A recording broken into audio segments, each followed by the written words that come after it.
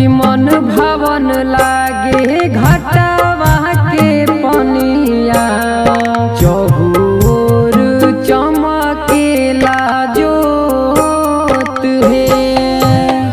बरतई पावन लागे छठी माई के आवन छठ गीत बाजत होत है।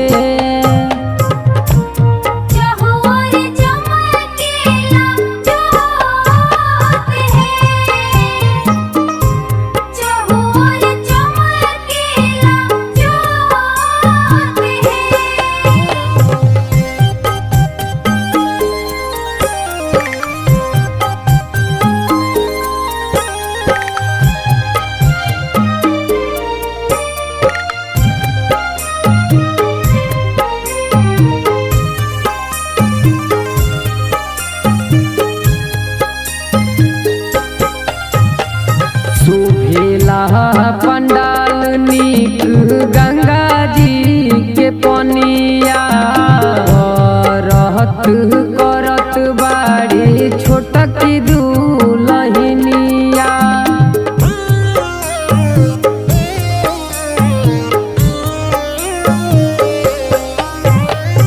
शोभेला पंडाल नीक गंगा जी के पनिया छोटकी दुलहिनिया। बेदिया सहजावल बाटे फलवा चढ़ावल दियरी जरेला छोट छोट है।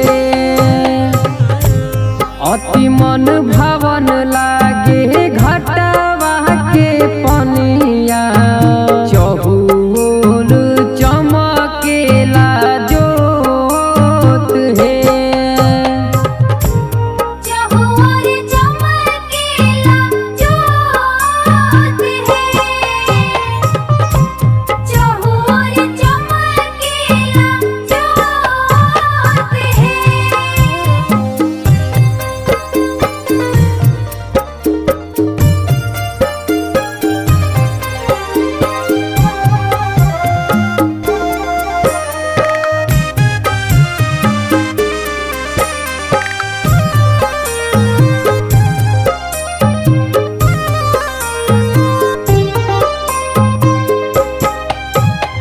छठ घाट दियारी के ज्योतिया